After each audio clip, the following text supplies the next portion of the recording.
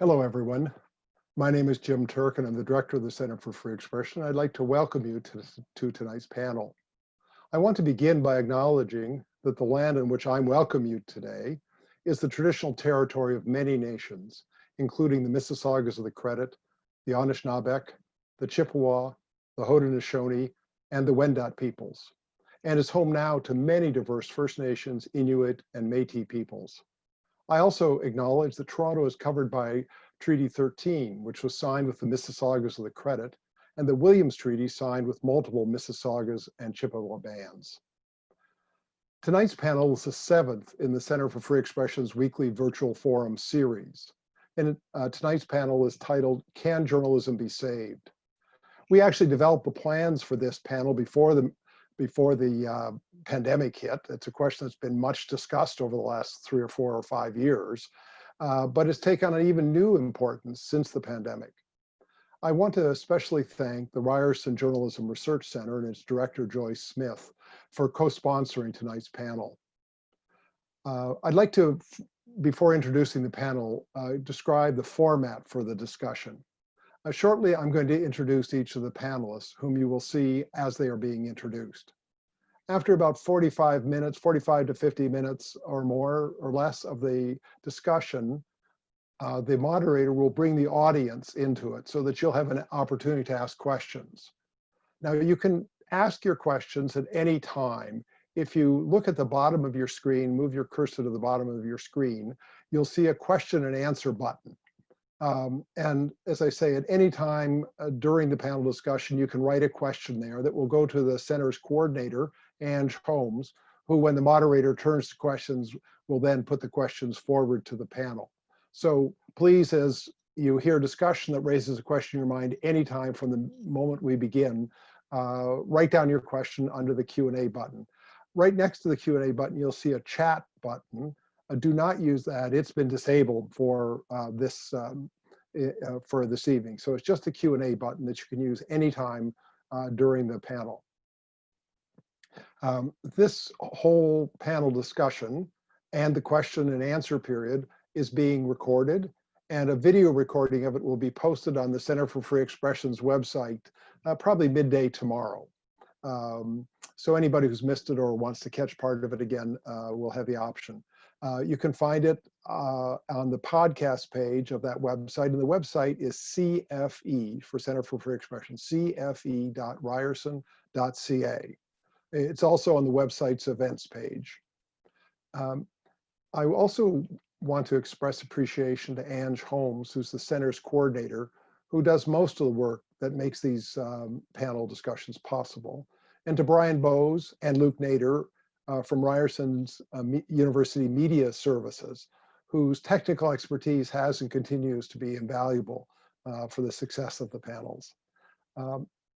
Finally, I want to tell you that the next panel discussion next week, it'll be the 8th in the series, will be on Tuesday evening, June 23rd, and it will be a conversation with Sheldon Levy, the former president of Ryerson University and longtime board member of Waterfront Toronto, talking with me about challenges facing smart cities projects in Canada and across the world.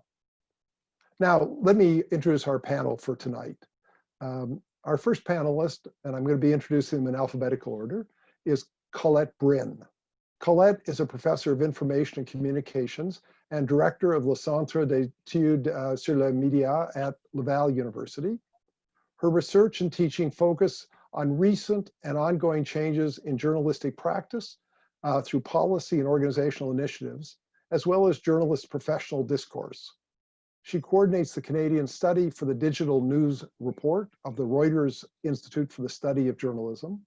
And apropos of tonight's panel, co-edited a book entitled Journalism in Crisis, Bridging Theory and Practice for Democratic Media Strategies in Canada. Colette is chairperson of the Canada Revenue Agency's Independent Advisory Board on eligibility for journalism tax measures. Welcome, Colette. Thank you. Our second panelist is Asmaa Malik. Asmaa is an associate professor and graduate program director in the Ryerson School of Journalism. Prior to that, she was deputy managing editor of the Montreal Gazette, where she directed the news organization's multi-platform digital strategy. Over the past 16 years, she's played a key management roles at the Gazette and at the Toronto Star, where she was weekend features editor and a books columnist. She has also taught at Montreal's Concordia University and at Le Moyne College in Syracuse, New York. She has considerable international experience, having lived in Saudi Arabia, Lahore, Pakistan, Boston, Baltimore, Washington, and now Toronto. I've learned, although I haven't seen evidence of this, maybe we will tonight, that her love of journalism is rivaled only by her obsession with stand-up comedy. So I don't know if it's watching stand-up comedy or performing it. Maybe you can tell us, Asmaa. It's watching. Okay. Thanks, Jim. Our third panelist is David Skok. David is the CEO and editor-in-chief of The Logic. Before founding The Logic in 2018, David was the associate editor and head of editorial strategy at the Toronto Star. He has also served as the managing editor and vice president of digital for the Boston Globe, and as a co-creator and director of digital for Global News. David is the leading thinker on digital transformation, and he co-wrote with the late Harvard Business School professor Clayton M. Christensen a seminal paper on disruption in the news industry. David sits on the advisory board for the Nieman Foundation for Journalism at Harvard University and has served as a juror for Pulitzer Prizes in journalism. Welcome, David. Thanks for having me. And finally, the final panelist is Kelly Toughill. She's an award-winning journalist and journalism educator whose writing focuses on immigration and on the evolution of journalism. She is an associate professor in and former director of the School of Journalism at the University of King's College in Halifax. Prior to coming to King's in 2006, Kelly was deputy executive editor of the Toronto Star. Kelly has taught in Russia and Rwanda and judged regional, national, and international journalism awards. Welcome, Kelly. And finally, the person who has the enviable task of moderating this distinguished panel is Ivor Shapiro. Ivor is a full professor and former chair of the School of Journalism at Ryerson University, where he taught feature reporting and media ethics. His research is in professional practice and attitudes of journalists. As a magazine journalist, he was a contributing editor of Saturday Night magazine and also managing editor of Chatelaine. He is a former chair of the Ethics Committee of the Canadian Association of Journalists and was the founding editor of JSource. Just last night, I had the privilege of seeing a preview of a preview screening of After Fact, a soon-to-be released feature documentary that provides an unvarnished portrait of the work of 4 Canadian journalists in this age of post-truth. And Ivor was the executive producer of this documentary, which I would encourage all of you to see once it's formally released. So welcome to all of you, and I'd like to now turn it over to Ivor. Thank you very much, Jim, and thank you to you all at the Center for Free Expression for this fascinating group of people you've assembled here to discuss, I think, what maybe one time would have been thought of as an in-conversation, but so many people today think of as one of the vital questions of our time. The continued presence in our landscape of reliable information that has been accumulated and disseminated independently to hold power to account and to provide people in our societies with the information they need, which is what we call journalism. We're here tonight because the existence of the free press is a subset and a vital subset of free expression as it is known in our country, Canada, and in countries like it around the world. We're here also because this great freedom of our democracy is under threat. The beginning of the threats to journalism began with the beginning of the decline and fall of advertising as a kind of wonderful gift from the gods to subsidize the presence of news in our landscape. Around the turn of the century, it was already clear that this great profit center for great big companies was no longer to be relied on. And as indeed over the past 2 decades, it's become increasingly clear that those great companies are increasingly in trouble. If they have not died already, they are dying in large numbers around the free world. The advertising, therefore, has to take has to give way to other saviors of the news. Could it be subscribers? Could it be philanthropists? Can it be crowdfunding? Who can make sure that news and journalism, the independent provision of information to citizens, can continue to exist? That is basically what we're here to discuss. The title of our panel was a direct ripoff by some terrible person of the headline of an article in the New York Review of Books by the great Nick Lemon, and in February, an article that is well worth reading, in which Lemon goes through this succession of potential saviors, of advertisers, subscribers, philanthropy, to say, where will a savior be found for the provision of independent news? And with every savior, Lemon, of course, checks off all the reasons why that cannot be the thing on which independent journalism can rely. Indeed, one finishes the article by asking oneself if independent journalism can even exist. Is it a viable proposition? In Canada, of course, just the past few weeks, we have seen a landmark in the history of news where Torstar, one of the big, great news companies of the 20th century, born as a charity, quickly the property of stockholders and of great families and Canadian culture, to provide liberal opinion, to provide liberal people with independent information, suddenly announces that it has been bought by, or is in process of being bought by, a private company. And no one really knows at this point what will become of the journalism associated with the Toronto Star, the 3 other city papers that Torstar owns, the 70 or so community papers that Torstar owns. Is this going to be good or bad for journalism?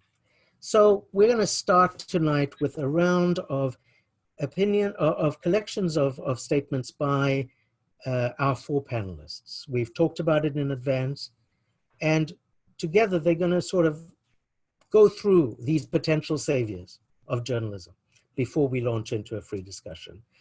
Kelly Toughill is going to begin. Kelly is one of the people I've known for the longest time as being one of the people I can really trust for information about the business of journalism. She truly gets what has made the business of journalism a business for so many years. And she will talk about whether news organizations themselves, whether news organizations can save journalism. David Skok, who leads a very promising young company that provides news principally about business to subscribers and depends on subscribers, will take the matter forward and say, well, can subscribers save journalism? Colette Brin, my friend and colleague of many years, who is deeply engaged with the efforts to bring government into the conversation, to help to see whether governments can use their statutory powers, their taxation powers, their budget largesse to support the provision of independent news. Colette will engage with the question, can government, can taxpayers in effect save journalism? And after her, Asmaa, Malik, my friend and colleague from Ryerson, will speak to the question of what we have learned lately in this unprecedented time, as people keep saying, of social engagement and of challenge to our society as we know it, and not to suggest for one moment that our society as we know it is a good thing. Asmaa will engage with the question, can news itself, can the need for news among engaged citizens, can that save journalism? And after these 4 opening questions have been asked, we will engage in some free discussion before handing off, before allowing you, the audience, to come in and ask us your questions. I remind you again, as Jim said, there is a Q&A button at the bottom of your screen. Please feel free to use it at any time to suggest your question for our discussion. Kelly, can news organizations save journalism? Well, that's a pretty straightforward yes or no question, Ivor, and the answer is no. Care to expand? Yes, I will go a little bit beyond that. I really do think that we are in end times for mass media news organizations. However, I don't think that means that we are in end times for the kind of quality information that we need to survive as a strong society or democracy. So I'm just going to go briefly why I'm so pessimistic about the ability of news organizations to save journalism, and then where I think some of the positive moves are that are coming out today. Three key reasons for news organizations, and you touched on them, for why they're in trouble.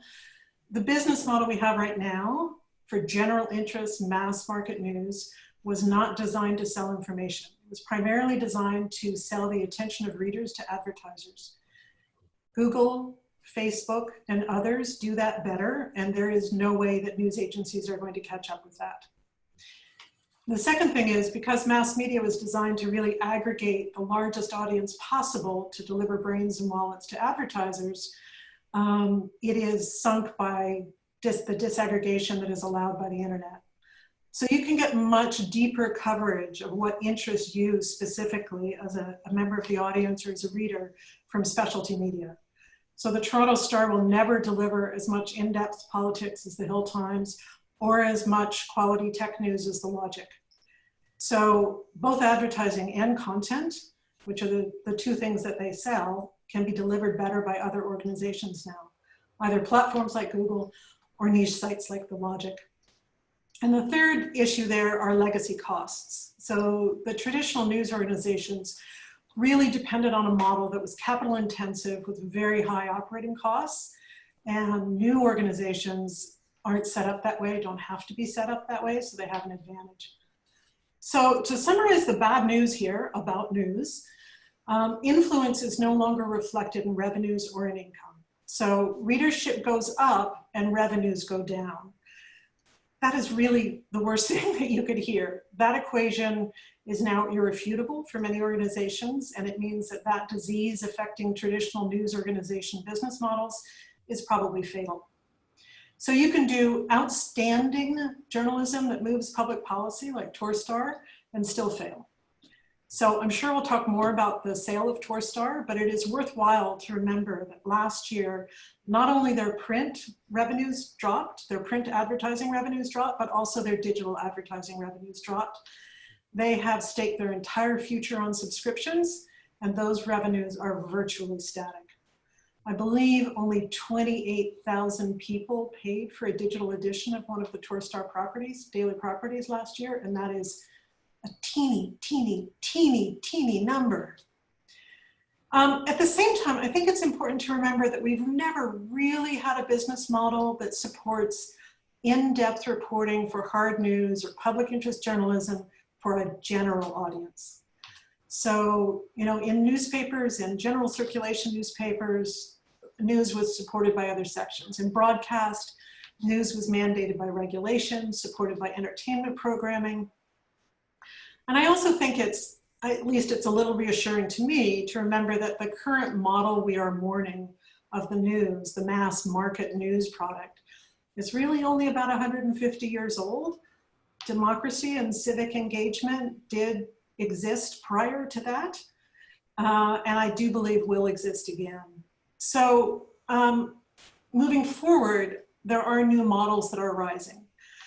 And there are a couple of trends that I'm sure that we will discuss tonight. I think it's important to go beyond where is the money coming from, to go to more fundamental questions around what is the structure of a news organization, but also really what is a journalist and who is producing the news that people rely on? How do we define our tribe? And I think we're going to have to do that differently. One of the things that I think is important is to look at some of our traditional concepts of conflict of interest. So advocacy journalism, I think, is very much going to be more important for delivering even important news. In some ways, we're returning to the model of journalism from the early 19th century, which seems funny because this is driven by technology and social media, right? And I'm talking about the 19th century.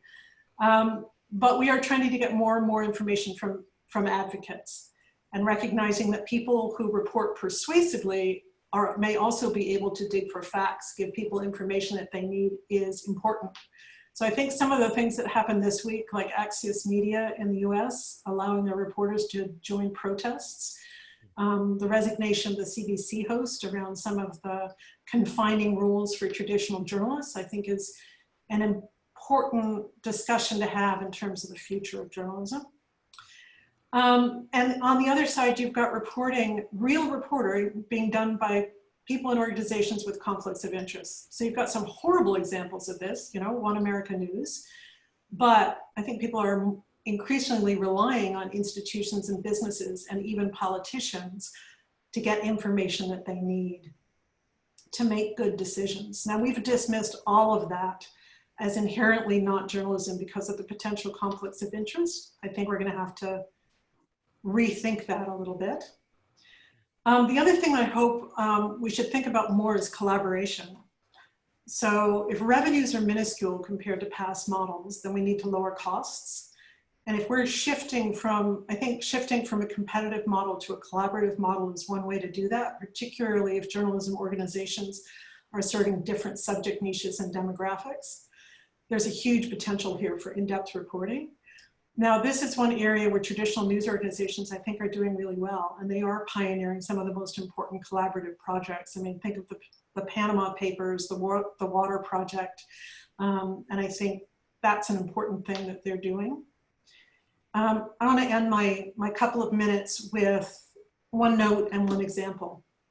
So we've all been going through the COVID pandemic, and it's fascinating to see where we are getting our news. Now, I'm talking to you from Halifax, and the experience may be different here, but I was unable to get what I wanted from my local traditional news organizations. I wanted not only to know the trends in local cases, but what parks were open, which ones weren't, are the buses running, do I have to pay for parking, have property taxes been delayed? And I couldn't get that from my local newspaper or from CBC because of the models that they've been using, traditional models. I turned to two sources. One was the Halifax Examiner, which is a local news startup, and also a weekly newsletter put out by my city councillor. And as the pandemic rolled across, it turned out that that weekly newsletter, certainly in my group, is where most people were getting the news they needed to make their decisions. And that's changed my view on really what is journalism and who can do it. That had incredibly important news for all of us. So I also want to point out that the Halifax Examiner, which is this teeny, weird little startup that also does include advocacy journalism, has been nominated for a Michener Award this year. It is up against the Toronto Star and many other more traditional entries in that very important public service award. I think that's a sign of the times. So we're going to talk about revenue models in a lot of depth, I hope. That's important, but where the money comes from is not the only issue. I think news organizations will have some role to play in the future of journalism, but they're not going to save it. How we frame journalism will be as important as anything else. Now, one of the most important trends I really think is subscriptions, why they work in some places and not others, how they can be tweaked. And on that note, I'm going to throw it to the person who knows the most about it, which would be David. Thanks, Ivor. Thank you. David. Thank you, Kelly. I could listen to you talk for an hour.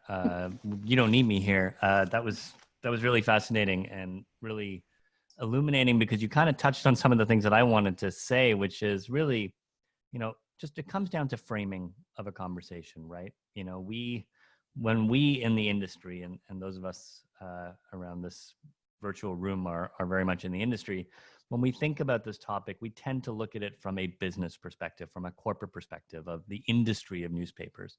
So the first thing I think is really important to say is that people can commit acts of journalism even though they are not necessarily in a journalistic environment. Journalism is, after all, something you don't need accreditation for or a license for. And that's one of the main reasons why, as we've seen with some of the civil uprising over the last few weeks, journalism can take many forms. It is, in essence, the freedom to speak, and that is, why I'm delighted to speak at a forum like this. So that's the first thing, is when we talk about journalism and the future of journalism, sometimes we have an industry. We tend to talk about it as an industry, and it's not. It is a craft, and it is a craft that anybody listening can do today by starting up now a Substack website and maybe even charging for it. And that kind of leads to my second point, which is, we are roughly 30 years into the modern internet. And for context, in 1897, the Lumiere brothers invented motion picture, motion cinema. At that time, it was black and white, and people would watch it in a French cinema. They thought that this train was coming towards them. They hid under the seats because they were so scared. That was in 1897. 30 years later, which is roughly the same amount of time that we're talking about now when we think about the internet, we were still in the Charlie Chaplin era of silent film.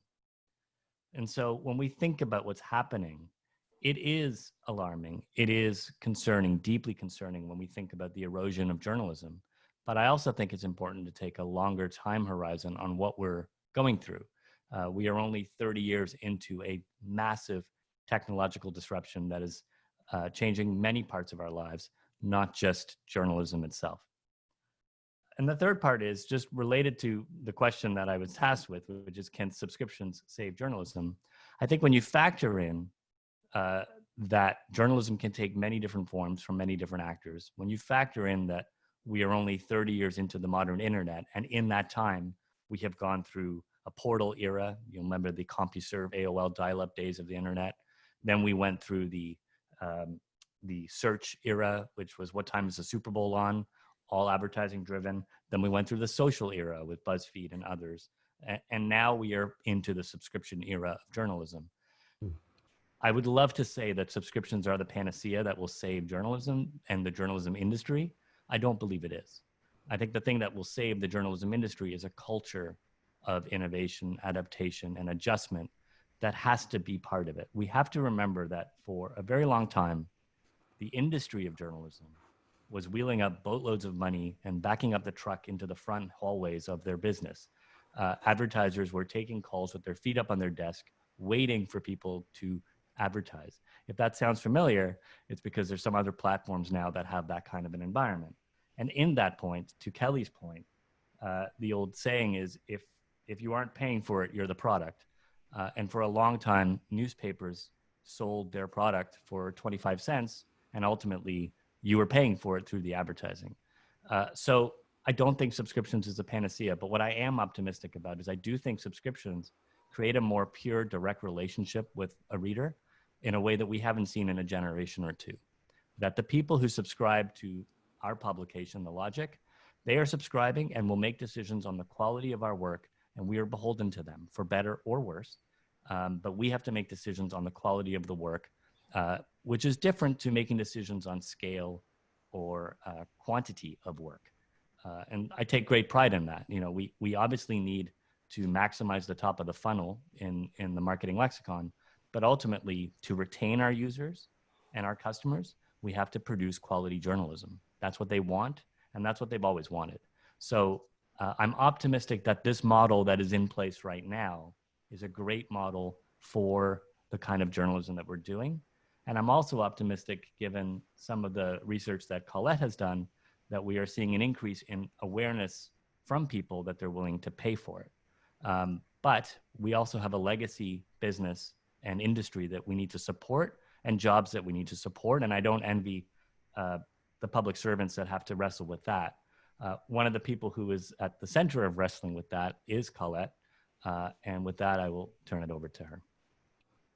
Thank you, David. I certainly agree with a lot of what you said. And it's nice to come after you and Kelly, so I don't have to explain. I wouldn't be able to do it as clearly as you just did.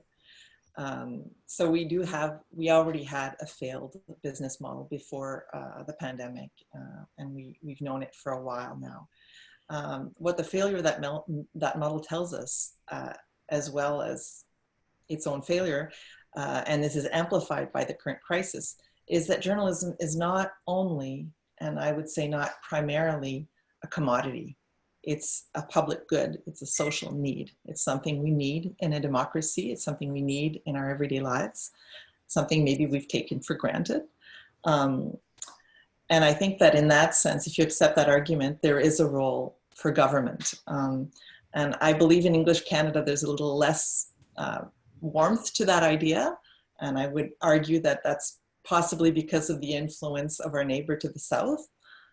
In Quebec, we're much more comfortable with that. Perhaps we're a little bit closer to Europe, but also Australia, New Zealand, many Asian countries that have public broadcasters that are certainly excellent examples of quality journalism and independent journalism. So I think that's the most shining example of what the government can do for journalism, is just fund a public broadcaster that will be independent. Of course, the public broadcasting model is not perfect. I used to work for one, and I'm very aware of some of the bureaucratic problems or costs or possibly blind spots that can exist in that model. But I think it's certainly as good as any, and we're seeing now that it's probably one of the strongest models in a crisis like this, because if there's a willingness from the government to support it, it will continue to exist.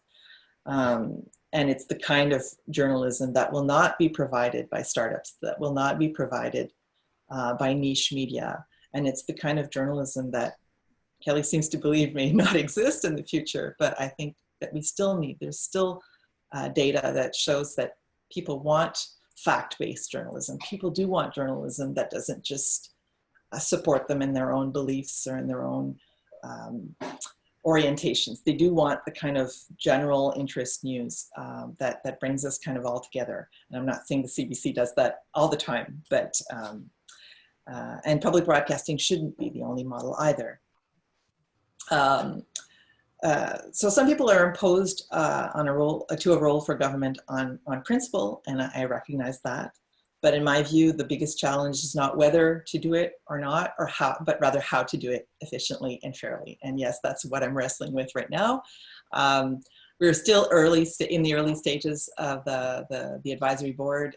We're just getting started with the files, and the pandemic has slowed things down, as with everything else. But I'm very hopeful, and I would say just look at the local journalism initiative with which I was involved previously. And I think it's shown great benefit already for a low cost. There have been similar initiatives in other countries as well. So creating journalism positions whose content, whose production is going to be shared with other media as well through the CP, the Canadian Press. I think the government also has a role in regulating the media ecosystem, and we know that something might be coming down the pipes this fall in terms of the digital platforms, so Facebook, Google, and the others that profit from Canadian content, but don't necessarily contribute to that level to the media ecosystem. So already, I think the pressure of that legislation has brought, or the looming threat of that legislation has brought initiatives from those companies themselves. We learned today that, or recently, that Facebook was creating 8 positions, or funding 8 positions for journalists at the Canadian Press. So that's exactly the kind of traditional fact-based, neutral journalism that is supposed to be dying, but I think that we still need. The kind of journalism that brings us together. So I believe I got involved in this program because I know a lot of people refused, and I think it's important to try to make it work. I do believe it can work, and I believe it can sustain struggling newsrooms, diversity of struggling newsrooms, not just the big ones, through a difficult time without compromising their independence. I believe they can do this and still be critical of the government, still be critical of Revenue Canada. They can be critical of the advisory board, and they will still get funding. I can commit to that. And we want this process as well to be transparent, and we beg for everyone's patience because we're just getting started right now. It's not that we're being opaque. It's just it's a learning curve for us as well. But I'm very hopeful. So just to remind people who are not familiar with this program, there's the biggest piece of it is a labor tax credit for journalists in qualifying organizations. And that's where our work comes in to determine if these organizations are doing journalism and up to journalism standards. I have had wonderful mentors such as Ivor in this area, and I'm working with a wonderful team of people, Kim Kierans from King's, Margot Goodhand, very, very respected journalist, Pierre-Paul Noreau, who used to be publisher of Le Droit, and who used to be at Le Soleil in Quebec City, and Karim from Carleton University, who are all very wise people and very knowledgeable. And I'm very confident that it will work. The major issue is doing it, I think, quickly and speedily and efficiently, because the needs are very great. And my favorite piece of the tax credit program is not that labor tax credit. There's also a qualifying donee status, which allows to produce receipts for tax deductions. But my favorite piece is really the tax credit for digital news subscriptions, which I think is the best way, as David said, to let Canadians make the choices of what important journalism is to them.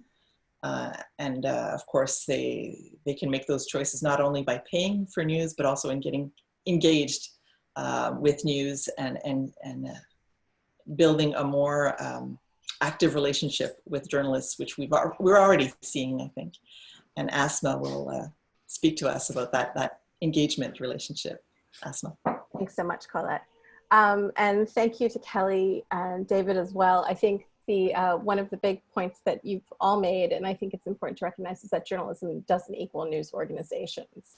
And I think when we're talking, can journalism be saved? I think I would say yes, because what we're seeing here right now with the need for public health information and context in the face of the pandemic, and the need for a greater awareness and education really around issues of racial injustice and police violence, I think it could be, as a journalist and writer for Ray Chidia recently put it, a moonshot moment for journalism. Really a critical kind of perfect storm of things that really heighten people's awareness of the need for urgent and in-depth news. And I think there's three critical areas where journalism is prevailing during this time. First and foremost, it's public health information. Kelly's point about her sources for information about COVID resonates with me, and in so many people in my bubbles who are looking for up-to-date information. That's when every move you make is you have to have research. What am I going to do with my groceries? What am I going to do with who am I going to see?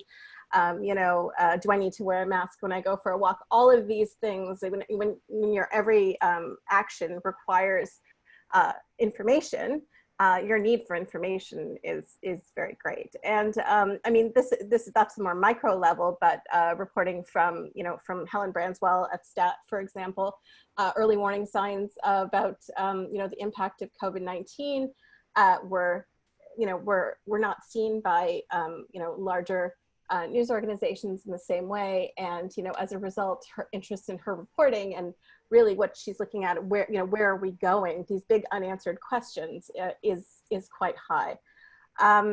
News is really taken a strong role in labeling misinformation. That's been vital for a long time, but it's critical and it's life-saving at this point. And people like Jane Litvinenko and Craig Silverman have been taking the charge in this. I've been, I've been sending articles to my mom all the time that they've written.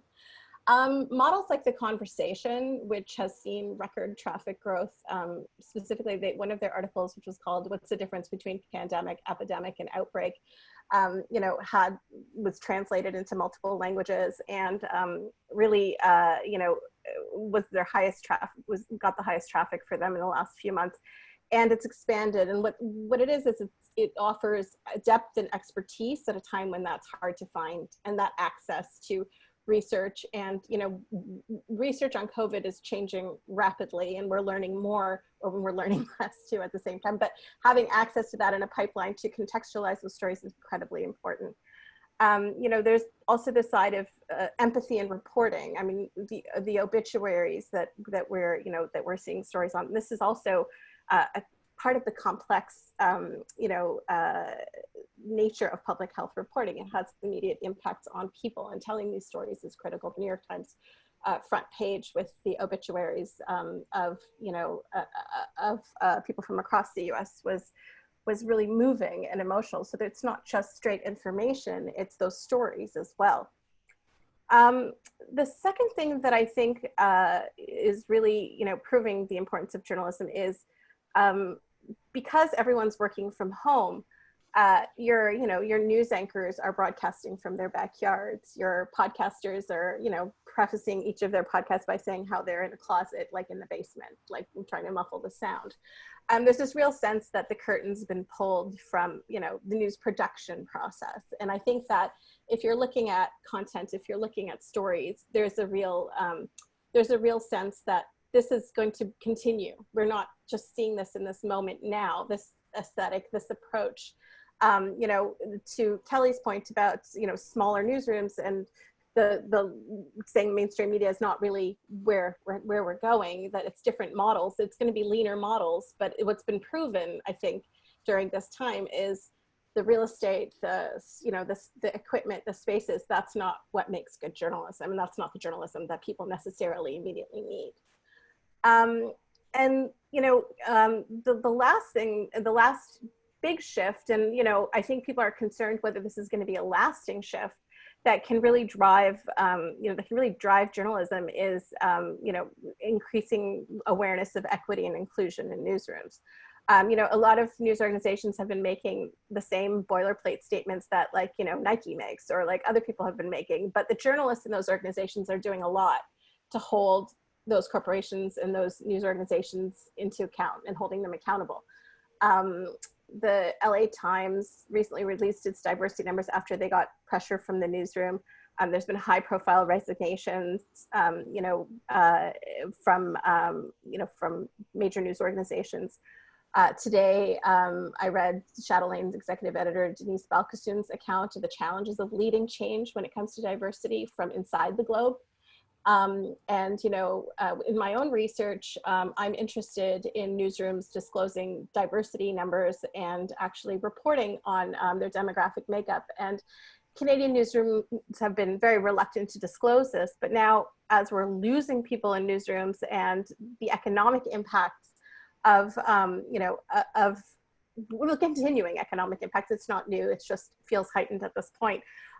We really need to know who's staying in the newsroom and who's leaving. And if we don't have a clear picture, we really can't see the problem. Kelly mentioned Christine Genier from CBC Yukon, who talked about her the difficulty she faced from within her newsroom to actually speak from her identity and from her perspective. And I think what's happening is racialized journalists are really sharing their experiences in social media, in groups, in WhatsApp groups, in text chats. There's a lot of solidarity, and there's a lot of sort of feeling emboldened by the moment to be able to speak about, the systemic problems in newsrooms. I think a lot of them fear that this moment is going to pass, which I think is a valid concern, and that the change that they've been, it's not new, these pushes for newsrooms that actually reflect Canada. But I think there's more awareness and a spotlight on it, and I hope the momentum continues. But, to the point Kelly made about advocacy and understanding that having a depth of experience is not the same thing as necessarily being an advocate for a group. Having connections and networks within a community, you can still be a journalist, and that doesn't challenge your, validity as a journalist. I was going to use the word objectivity, but I'm going to put that over there. In addition to Axios being able to give journalists, giving journalists the okay to participate in protests, Places like Business Insider have allowed staff to donate to bail funds as well. First they didn't, and then they did, and then they didn't. So there's a lot of decision making that's happening, and a lot of a lot of this is happening in public, which actually is a good thing, I think. I think that journalists should feel they hold so many other organizations accountable. They have the right to hold themselves accountable and their own bosses. I think that I think it's fair to say that while the COVID crisis has led to record traffic for news organizations, it doesn't mean the economic impact is going to last. And I think that's tied to old ideas that David was saying, like traditional ideas of ROI and sitting around waiting for advertising to sort of come in, and whining and dining and that kind of thing, that very old model. But I do think that nonprofit models, such as the City Bureau in Chicago, or what's happening here in Canada, the recent launch of IndieGraph, which is a new startup that offers entrepreneurial-minded journalists the tools that they need and a network to launch their own digital news outlets, are critical to pay attention to.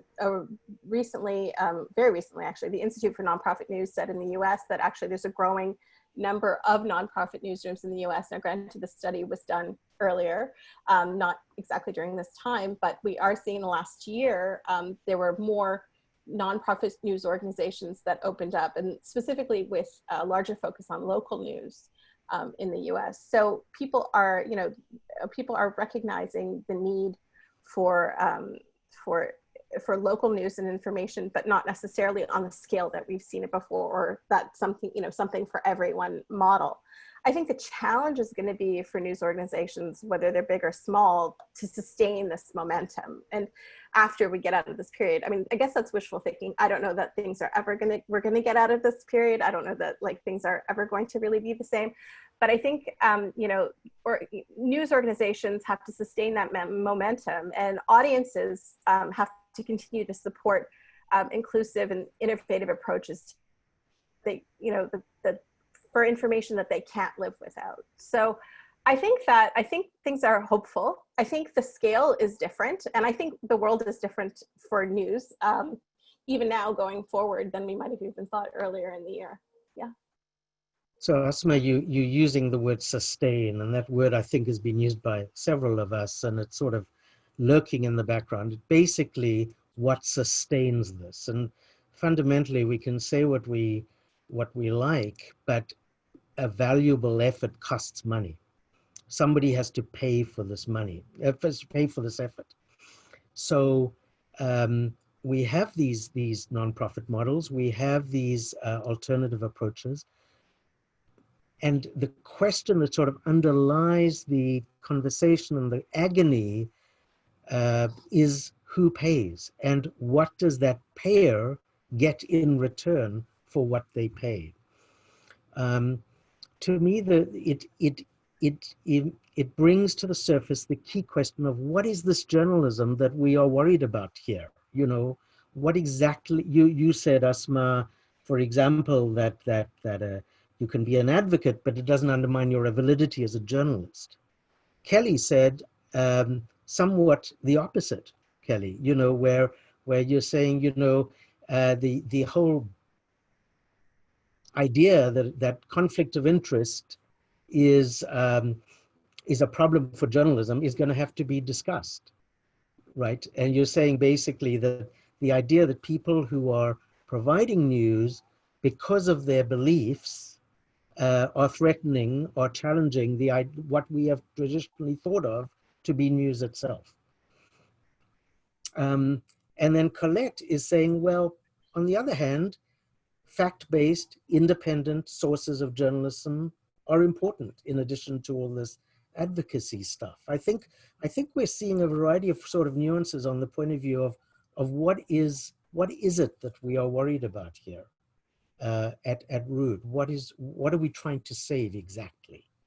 I would love to hear a little bit of dialogue and discussion amongst you four on this question that we don't get very precise about. Is an advocate actually a journalist in the sense of of that which is in trouble right now. We're here because we're worried about journalism. Are we actually worried about the survival of advocacy? Perhaps, are we? Is that what we're worried about? I'd like to hear others, join in on this question of sustainability. Well, it depends on the what are we trying to sustain? Yeah, Colette? it probably depends on the kind of advocacy. Certain points of view have been largely heard and are still largely heard. Others are more emergent. And I think that's the kind of advocacy that Asmaa was talking about, voices that were previously not being heard. So we're bringing something more to the conversation. We're not just repeating. I think that's important. Again, there are, traditionally, or in the last 40 years, we've had columnists who are supposed to be advocates, or at least opinionated voices, not editorialists, but speaking for the newspaper, but people who are speaking their mind, their opinion. I think those columnists have traditionally been, and I'm going to speak mostly about the Quebec media, Francophone media environment, have been mostly very majority based, not a lot of diversity in those voices. That is starting to change, but the risk of confining people from minorities or from diversity to those columnist voices puts them kind of in a tight little hole. I think Asmaa was talking about news coverage. Yeah, so news with point of view. And I think there's a place for that, and we are seeing that. I'm sorry, Asmaa, no, I didn't mean to. You want to jump in here? No, I mean, it's funny that you point out columnists. Myself and my colleague Sonia Fata did recently. We're currently working on a research project looking at columnists at the Star, the Globe, and the Post since the launch of the National Post 20 years ago. Well, a little more than 20. But over those 20 years, there was a blinding lack of diversity in the columnists. And I think the point that I'm trying to make is a little different from the conflict of interest point that Kelly made earlier, in which she was talking about actual organizations, news from organizations, news from, people with a specific interest. I'm talking more about traditional ideals of objectivity, like for example, the Pittsburgh Post Gazette right now. There's turmoil in the newsroom because Black reporter and a racialized photographer were commented on social media about protests and violence, police violence, and there's questioning of people who have a stake in the outcome of all of these social justice, anti-racism, anti-Black racism movements. There's always a questioning of perspective that doesn't happen, and I don't think this is new, that doesn't happen to to White journalists. So my point was saying that we can't call everything advocacy. I think we have to say, this is a depth of reporting. This is reflection of building networks. I mean, it's interesting because we were having a conversation recently at the School of Journalism talking about helping, white students get familiar with underrepresented communities and building networks there. And my concern was actually helping, that was part of it, but my greater concern was actually helping racialized journalists feel like reporting on their community is, because they're very well equipped to do it, but not to limit them to that experience, but to say that the depth of their reporting in those areas is valuable, and to actually value that in newsrooms. So that was kind of the point I was making, which I think is a little different from what you were saying, Kelly. I think it's completely different than what I was saying. Yeah. I think it's incredibly valuable to bring your experience into a newsroom as a traditional hard news reporter. You're going to see stories that other people don't have. You're going to understand stories in a different way. I mean, a zillion years ago when I was first in the newsroom, I was labeled as this kind of radical feminist who took her agenda to stories just because I saw things differently, but I was a very traditional news reporter. So that really isn't what I'm talking about at all. I think diversity in newsrooms is crucial just to get good traditional news. Kelly, what you were talking about was your city councillor is being trusted by you to provide useful fact-based information. This is not what journalism, as you said, has traditionally been. Yes, and I was who's going to pay for that to come forward? May I just throw at and ask you to respond to this, Kelly, and then others to jump in. You know, it seems to me that I don't think that idea of an object. There's nobody in this room, this virtual room, I believe, who thinks that objective is a good way to describe what journalists do. This idea of putting aside your background, your philosophy, your angle on life, to try to pretend to be some kind of robot. But the idea, I mean, I would assume, David, when you jump in, I'd like to hear you on this, that as in a business publication, you would not encourage your journalists to have shares in a company that they are reporting on, for example. The idea that there are certain impediments to providing independent information. And the city councillor presumably does have some kind of stake in what he or she does, or they want people to know or not. But, it seems to me the idea of an independent journalism is one where, regardless of your point of view or your stake, you are bound to a loyalty that goes beyond the payer. There is a professionalism, as we call it, that says, I'm going to report this story even if it goes against my interests. So The Guardian Australia was the one to break the story that the database on which two major medical journals had depended to refute the President of the United States on the question of hexachloroquine, that database was corrupted, right? And that those articles were unsound. Not in the Guardian's political interests to actually get the Lancet and the New England Journal of Medicine to withdraw articles that refuted the president, right? Hardly. But the journalists, drawn by their professionalism to go after stories regardless, to follow the truth. So any of you, please, on this question of who's going to pay for independent journalism to happen? David.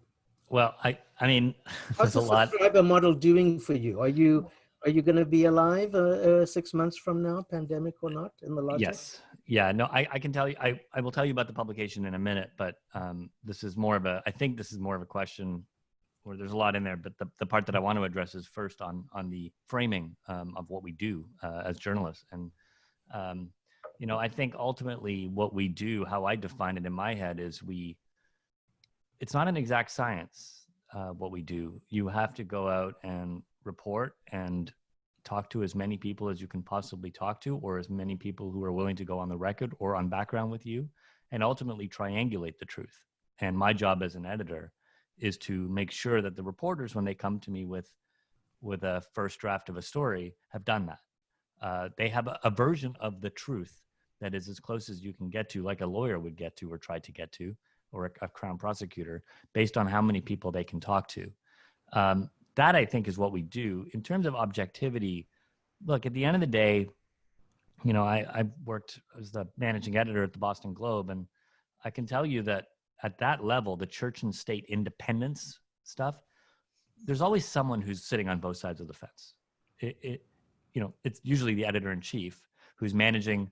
I knew as a senior editor what ad campaigns we were working on and who we were talking to. And I also knew what spotlight investigations we were doing. And at some point, I, being in the position of authority, and I use that word deliberately here, had to keep it within my own brain to manage that conflict on behalf of the truth. I think what we're seeing a little bit is a decentralization of that from the authority figure at the top of the newsroom and the masthead to it being reporters saying, look, I want to have that empowerment too. Advocacy is a whole other different thing that I don't know.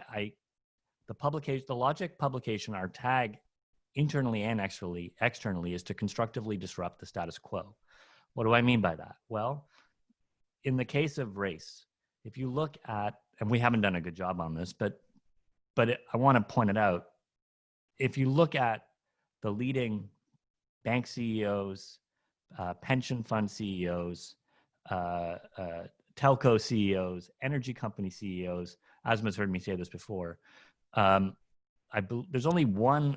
First of all, there are no women CEOs in any of those major companies, and there is only one person of color.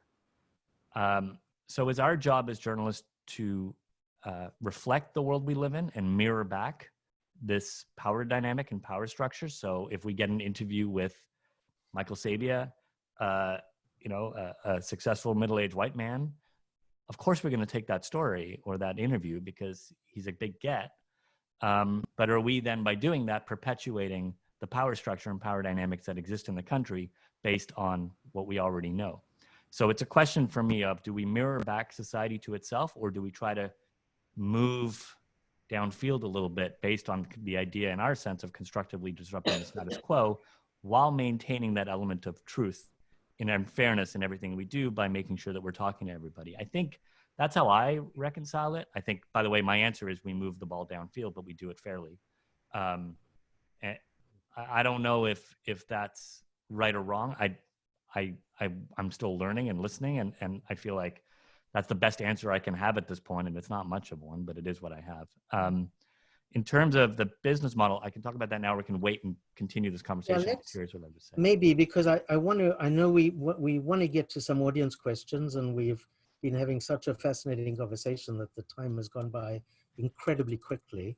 So we should do that. But I also worry that I've prevented Kelly from just responding to a number of references to Kelly in this conversation. So Kelly, how about a wrap up from you on this point, and then we'll go to some audience questions. Thanks, Ivor. I do appreciate that. I want to make it clear that I'm not suggesting that advocacy journalism is a great replacement for the well-trained professional journalists that we've been losing across the country. Colette, I also just wanted, if I left you the impression that I wasn't supportive of CBC or CBC funding, that couldn't be further from the truth. I think there's also, Ivor, I think there's quite a bit of space, even within existing business models, for niche publications that have very traditional frames for journalism. And we're seeing that for local news in Halifax. We're seeing that in specialty sites like The Logic. And I think that those are taking over from the mass media. So it is mass media that I was talking about. In terms of advocacy, that is also completely different than the opinion journalists that we've had of the past. These are people who are out to persuade of a particular point of view. And the reason that I raise it is that they have, I think, far more influence than they've had before, and people are getting their information there. Some of them are also breaking stories. Elle Jones is a prison advocate in Halifax, and she broke a really important story on the Halifax Examiner, about a teenager from Somalia who was being deported, who had never actually lived in Somalia. So I think to completely dismiss this wealth of perhaps sometimes amateurish reporting is a mistake. I think it's our obligation as truth tellers and as researchers to help those people be the best truth tellers they can be as well. And I also just want to mention, we've had, you don't have to go back to the 19th century to look at this. June Callwood. Does anybody say June Callwood wasn't a journalist? She was an advocate. So that I think that clarifies that it's been sort of all over the place, but I'd like us to open up the tent a little bit. I'm not saying that the traditional standards that we have don't have value or that we shouldn't try to make them continue, but I'm trying to deal with reality today rather than my own wishful thinking about how things were in the 90s. Let's hear what some of our audience members have. And Holmes is going to be reading our questions for us. And I also know that we've also had some questions from Twitter even before the panel started. So we'll try to get to questions of a wide range. And what do you got for us first? Yeah, first I'll go for the Twitter question that happened. So the question is, what is the effect of closing physical newsrooms, especially on young journalists, like the lack of casual face-to-face mentorship and building colleague relationships, etc.? So the background to that, just before I ask, I think I'm going to ask Asmaa and David to address that, people who've spent almost all of their professional lives in newsrooms of various kinds. to speak to that. The background was, of course, today's news or yesterday's news, I forget, the Peterborough Examiner, one of the Tour Star papers, saying they're not going to reopen their newsroom at all. They're shuttering it, and they're going to a virtual model. And we were speaking a moment ago, Asmaa, about some degree of professionalism and what ethics a journalist inherits. What effect, if any, will this kind of move have on young journalists? Yeah, I'm happy to start. Well, the interpersonal dynamics of working in the newsroom are invaluable in terms of, there are really good things that can come out of that. You can learn, it's more experiential. You're able to build networks and relationships. There are a lot of positives that come out of it. And I think, so for me, for us, for example, at Ryerson, where we have students whose internships have been canceled or indefinitely postponed, or ones who are, making a go of it with remote internships and that kind of thing, it's all, everything is kind of ad hoc at this point, but they are finding ways to connect, by necessity online. I think when you're actually able to meet in person and able to actually, interact with people, I think that will be a really big loss, and I think it will be felt, especially in that case. I myself started in newsrooms and, was really benefited from those relationships. That said, there are toxic elements in those relationships, as there are in any organizations. And I think some of what we're seeing in the first-person accounts of, of racialized journalists or anyone from underrepresented communities or anyone who's who finds themselves alone in a newsroom, it can be alienating as well. So,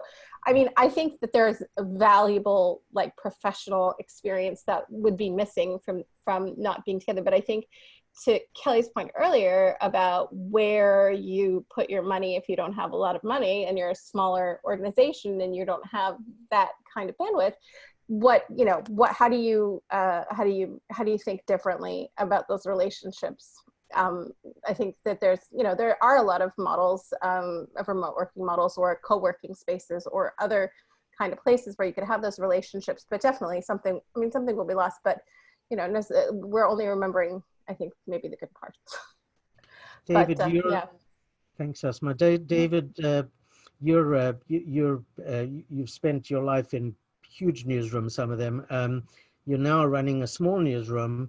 Is it in fact a newsroom in the traditional sense of the word, or has it been a virtual newsroom mostly? And what difference does it make one way or the other?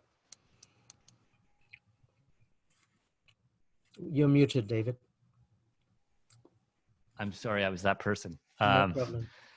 It's funny, when we first launched, there was some resistance to actually having an office from folks, and I was adamant that we needed physical space. I also felt that we needed full-time reporters, not freelancers, to start, so we could help craft our identity. I believe strongly in the intersection of ideas, and that newsrooms are ultimately creative places, and as creative places, when you put people from different perspectives, different ideas together, serendipitous stuff happens. That I've also experienced what Asmaa refers to in some of the toxic nature of newsrooms, for sure.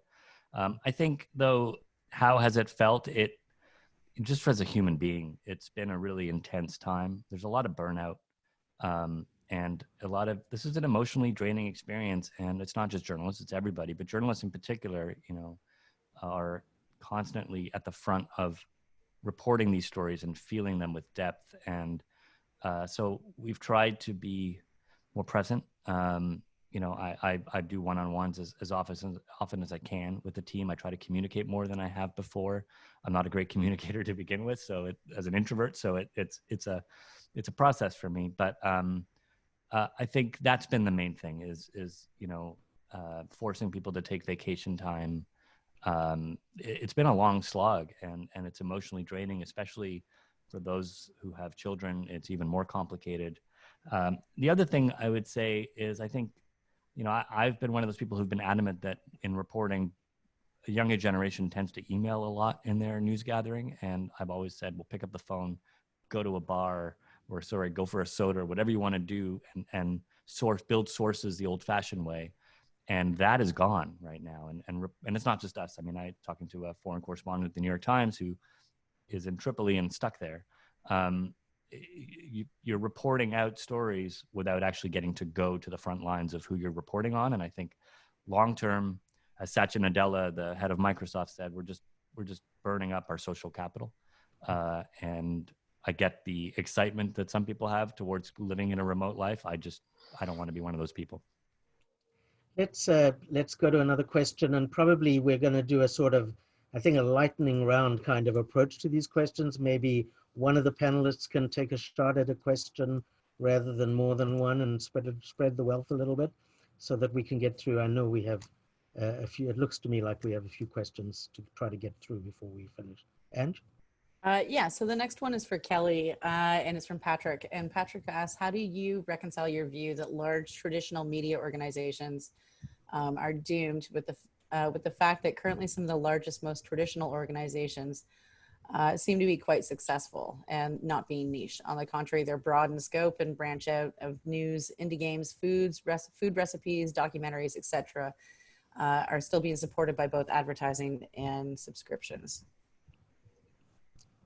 Well, I guess it would depend on what organizations you're talking about. Some of the organizations that some people, I think, consider broad, like the New York Times, I actually would argue is a fairly niche organization. It's targeted to a very specific kind of reader around the globe. It's not limited geographically. Some of the other organizations that have reasonably successful, at least in terms of audience, news divisions, are indeed supported by their other tentacles, whether it's their crossword business or their recipes business, or even their, selling t-shirts and cups online for third-party sellers. So without knowing specifically who you're talking about and how you're defining success, I want to emphasize, I'm not talking about quality of journalism.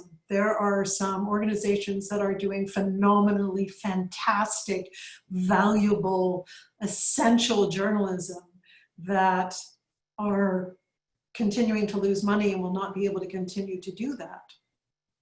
Such as? Torstar. Okay. Next. Yeah, the next question is from Ray. Is there a conflict of interest problem with government-funded news? Imagine a Trump-funded news media, he says. Colette, you're obvious. Well, it's all in the model, right? I mean, if it's not the fact that it's government-funded, it's the fact that it's designed to be the speaker of the. I'm sorry, I'm looking for the English word.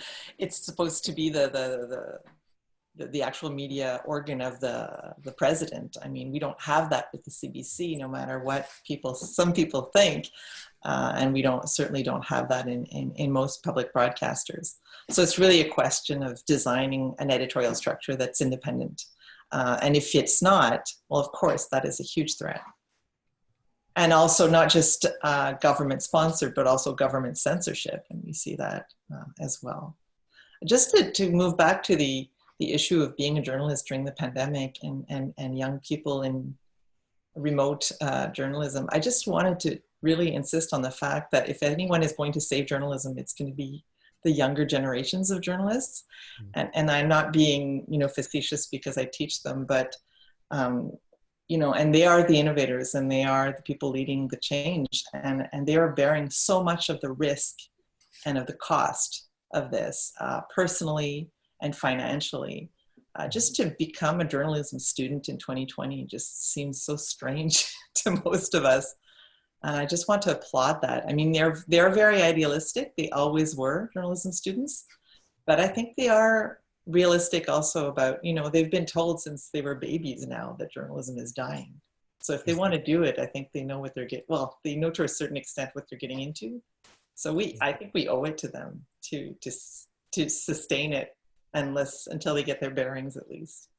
Yeah, I think I saw Asmaa and Kelly, two other current journalism teachers, nodding away at that. And I know that we're all very aware that the the person who comes to a journalism school today is coming to do a job that is important for the world. They're wanting to do something that is socially vital for the world and to change the world.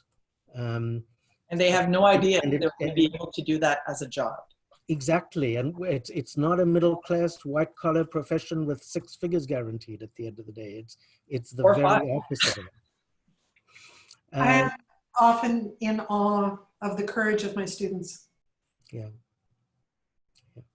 I echo that wholeheartedly. I think that we're also seeing a lot of the changes that are happening in newsrooms are having, are the same things that students are pushing for in J schools. I mean, I think that, can J schools be saved is a question worth asking in terms of in the way that they are now. And here we have a conflict of interest there for sure.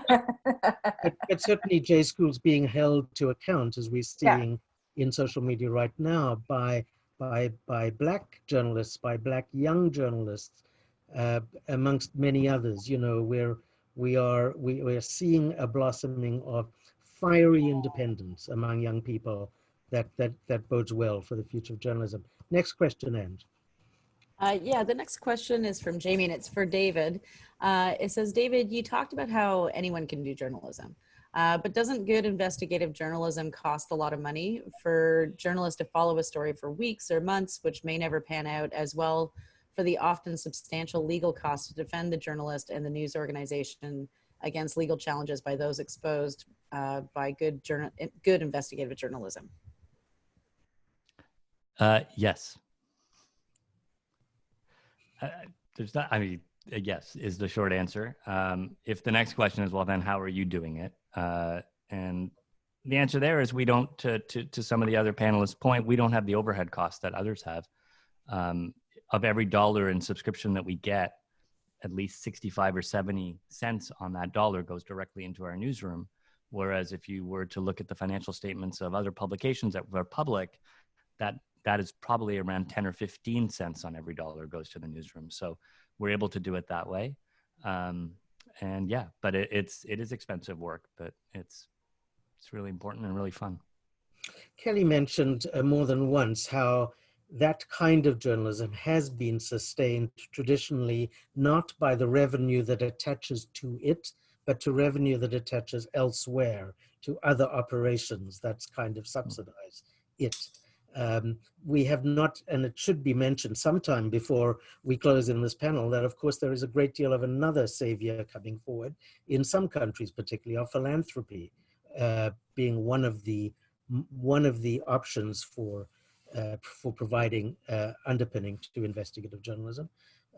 ProPublica in the United States and various operations like that around the world, Amabungane in Southern Africa, and others. There is a profound importance to that kind of work that is seen to be socially important. But clearly the moves toward underpinning some kind of taxpayer funding is part, it seems to me, Colette, that's part of the idea of it, is that there will be some kinds of journalism that are financially impossible and that the taxpayer has an interest in sustaining. Yeah, or the donor, actually, directly, because the qualified donee status, which I'm not quite familiar with because it's revenue that takes part of the corporate structure kind of thing. We're just looking at the journalism. But certain organizations are going to be able to provide tax receipts. So I'm not sure, I couldn't explain to you how that's going to work in terms of it's going to be either a foundation or a nonprofit, or that's not my expertise, but there is a provision for that. And I see David's raising his finger on that point. No, but I want to add something to what I said earlier, and to your point, Colette. I think one of the things that I get a little bit of a bee in my bonnet about is, to me, investigative journalism is it's not an input, it's an output. In other words, the best way to get deeply investigated or reported stories is not to go on a 1.5 year long goose chase and like the cicadas rise up from the basement reveal your investigation to the world. It's to do the day in and day out beat reporting, build the relationships, build the stories, and then somebody hands you a brown envelope or whatever the digital Yes, they equivalent will of that hand is it to today. you because you've been doing this strong work, of course. And that's, so I think sometimes, the conversation, believe me, I've had many of them where people are like, well, foundation and investigative journalism to start a ProPublica Canada, all that. It sounds great in theory. I'm not sure you'll get the best investigation. You'll still get good investigation. I just don't think you'll get the best investigations by having those one-off peaks and valleys than by relentlessly, owning a beat. Sure, but relentlessly owning a beat. How well are news organizations across the country? Asmaa, how was the Montreal Gazette doing when you left it at having beat reporting in the way we? We're doing amazing work in public health right now, let me tell you. That's true. That's true. And I think during my time, and I left in 2014 to come to Ryerson, I think, and that was the beginning of a lot of change, like the middle of the change. But one of the things that at the Gazette that we had to do was identify what the priorities were for us and our readers. We could not cover everything. So, it was like, civic government. Like we had an amazing investigative reporter who could cover corruption in City Hall and in Quebec in a very detailed way. So we had to look at what our strengths were as a newsroom, what we were able to do well. And those are the hard decisions that you make that, perhaps, well, I know that looks like David has a smaller newsroom, so he's able to make those concentrated decisions about where do we best put our resources. I think this idea of being like a mass market daily is not a thing. And it's not, even the people who call themselves mass market dailies now are not actually covering all the beats and doing the things that they were once, very mightily equipped to do. So I don't even think that exists anymore. We can say that it exists because we think they're mere shadows of their former selves right now. So I think that that conversation is happening on all big newsrooms, small newsrooms. What can we cover and what's valuable to us, and what can we bring value? How can we bring value for our readers? Ivor, can I just jump in quickly? Our local newspaper laid off 40% of its staff at the beginning of the epidemic. The Chronicle Herald, you mean? Chronicle Herald, the Saltwire network, actually, which owns most of the papers in the Maritimes, laid off 40% of its staff. But All Nova Scotia, which is a digital startup that's been around now for about 16 years, their revenues went up. They've been completely stable through this, just defying every trend. The Halifax Examiner, which takes no advertising at all and is just subscription, actually expanded, even though they were giving away their COVID content, but their revenues went up and they expanded.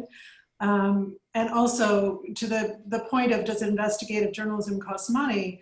They're the ones who are at the Mitchners for taking on the RCMP and winning, and they launched without any external funding at all. There was no Series A, there was no rich aunt. So I'm optimistic that people are going to find a way to do this really important work. So we have about 5 minutes, I believe, until we have to close. And how about we take one question, and then as whoever answers that, perhaps add a final word in 60 seconds or less, and then maybe if there is one final word in 60 seconds or less that everybody would like to add, we'll have time for it if we're lucky. And? Yeah, so the next question is from Pierre Paul. And Pierre says, with the biggest organizations struggling to survive, diminishing year after year the scale of newsrooms, how can small ones succeed to well-serve Canadians fighting against the flow of disinformation produced by governments and huge corporations? Okay. David, that seems an obvious one for you, and your last word, and then we'll go around the table. Sure. Well, look, I think, there's two things that I come back to framing, which is what I started with, but I'll frame two other things. One is the word niche, and the other one is the word local. There seems to be as someone who gets told he's niche a lot, I would say there seems to be a universally defined definition of what we mean by niche and what we mean by local, and I'm not sure I buy that at this moment. Kind of touching on what Asmaa said about, is the Montreal Gazette niche now in some ways? Maybe. Is the Logic, which covered sidewalk labs in Toronto before anybody else and broke the story that eventually had other news organizations which were local cover, is the Logic local? Maybe. I think my point of that is what may be niche today may not be niche tomorrow. And I think of Tesla, a random example, but Elon Musk, when he talked about what Tesla was going to do, he talked about revolutionizing the battery and electricity. Well, he talked about electricity consumption in California, and his way of getting into that was through the battery. And so he started off with a car that was exorbitantly expensive, I think $350,000 for the Model S or whatever it is, and only the privileged were able to buy that car. And then they learned from that, and their R&D expenses got lower, and so they then launched a lower model car that was a bit cheaper, and more people were able to get that. And then eventually, now you're at a point where we'll put the factory and production line issues of Tesla and its human rights issues aside for one moment here. The point is now they are producing Teslas that are $35,000, $40,000 more accessible to more people. That's kind of how business works. And, you know, journalism, we like to think that we're immune to business. Business is like gravity in a lot of ways. And so for me, when I think of the long term and looking through that long lens of the Lumiere brothers and 30 years later, well, what will it look like in 50 years and 75 years and 100 years from now? I think you're going to see a lot of what were once niche publications grow up and expand and move more, quote unquote, down market and become more accessible to more people. That's my hope. That's what we're trying to do at the end of the day, is bear that out. I didn't answer the questions on the revenue and the business model. I would just say we are exceeding our own expectations at this point in terms of where we are.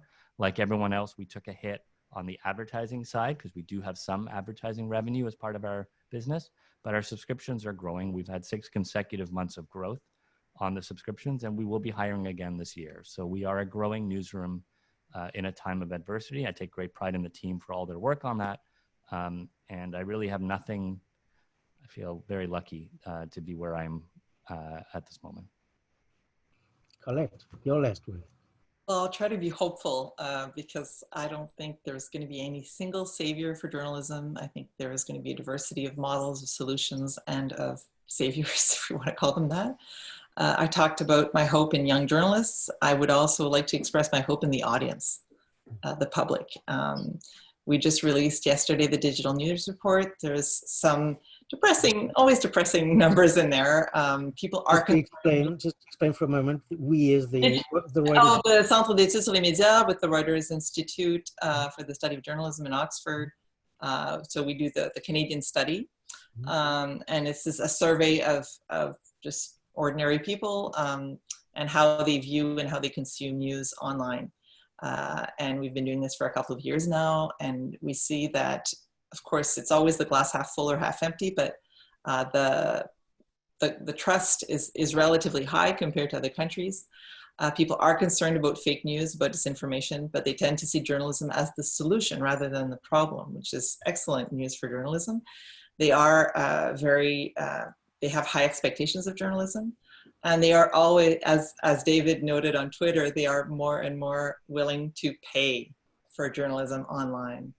And I was very happy to report that finding, and I'm hoping that number will grow as well. Asmaa?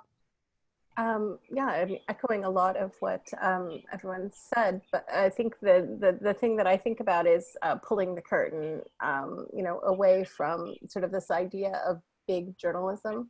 You know, when you have anchors, you know, reporting from their basements or from, you know, people producing podcasts in hidey holes, you really kind of realize that what's at the core of what we do isn't this big, the trappings are really only, you know, are the dressing. And I think that I think we're going to see a lot more innovation in terms of thinking about news and how we produce it. And I think, you know, I think that that's exciting. And I think we're going to see more people who are taking risks in terms of, you know, realizing what they need to actually produce journalism and be in journalism.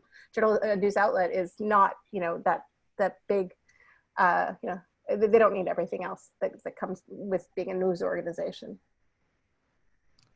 Wonderful. Kelly. I am generally optimistic that we are going to get the information that we need, perhaps more so than when I was starting out, when it was a pretty narrow group that decided what was news and how it should be produced. So I'm particularly encouraged by how the whole concept of content is breaking open right now, and how the conversations that we are having, particularly around anti-Black racism, may end up affecting news coverage for, I hope, generations and long after I'm dead. So yes, we're in a moment of complete disruption. For me, that's not necessarily a bad thing. Yeah, you know, it's really interesting. The trend of these final comments from all of you seems to be a very hopeful one. And, you know, it reminded me of, there was this moment, there was this strange moment about, I don't know, about 15 years ago, I think, when I gave over the reins of something called JSource, which is a online magazine about journalism, to the next editor, and I wrote a closing editorial, and my line was, you know, people are talking about the death of journalism. This is the golden age of journalism. And the point that I was trying to make there was that the audience had pushed their way through the mystical world of newsrooms when some news editors, some generally old white guy, said, this is news and this is not news. This is what, these are the stories we shall pursue, and these are not, because nobody's interested in that. Right, and we hear the echoes of that in this wonderful black voice, the black voices that are rising today and saying, no, you know, we're tired of hearing we are not news, for example. You know, this is a time when the audience is saying, this is news, this is what we want, and if you don't give it to us, that's fine. We'll take our eyeballs elsewhere, and they are. So, to me, what, you know, when we have these conversations about what will save journalism, it seems to me we're sort of presupposing that journalism is in trouble.